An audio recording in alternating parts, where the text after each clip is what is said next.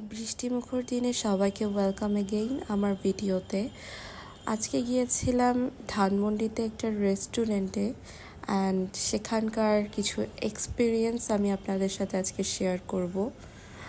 যাক, মেট্রো রেলে করে গিয়েছিলাম আর প্রথমে ঢুকতে ওদের অ্যাম্বিয়েন্সটা খুব সুন্দর ছিল। খুবই মানে ন্যাচারাল ভাইব পাচ্ছিলাম রেস্টুরেন্ট থেকে। সবচেয়ে ভালো লেগেছে ওদের ইনডোর অ্যান্ড আউটডোর সেকশন। এটা আমার বেস্ট ফ্রেন্ড, ও ফটো সেশন করছিল, আমি ওর একটু ক্লিপস নিয়ে নিলাম। আই হোপ ধানমন্ডি এরিয়াতে এটা একটা পপুলার রেস্টুরেন্ট অ্যান্ড এখানে অনেক মজার খাবার পাওয়া যায় বলেই আমরা এখানে গিয়েছি রিভিউ দেখে। And the treat was given by my best friend.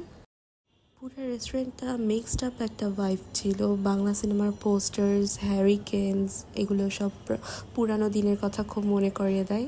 নাও আসে ওদের খাবারের পালা। ওদের খাবার মোটামুটি ভালো টেস্ট ছিল, কিন্তু ওরা খাবার সার্ভ করতে মিনিমাম 1 আওয়ার মতো টাইম লাগিয়েছিল।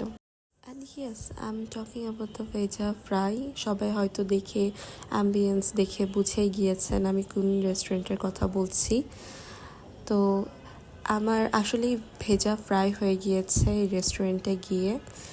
ওদের সার্ভিসে আমি খুবই ডিসস্যাটিসফাইড, ইভেন আমার ফ্রেন্ডও।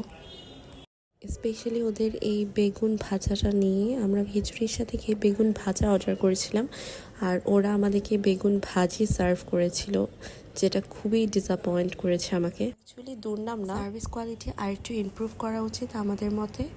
আজকের মতো এখানেই শেষ। আল্লাহ হাফেজ সবাইকে।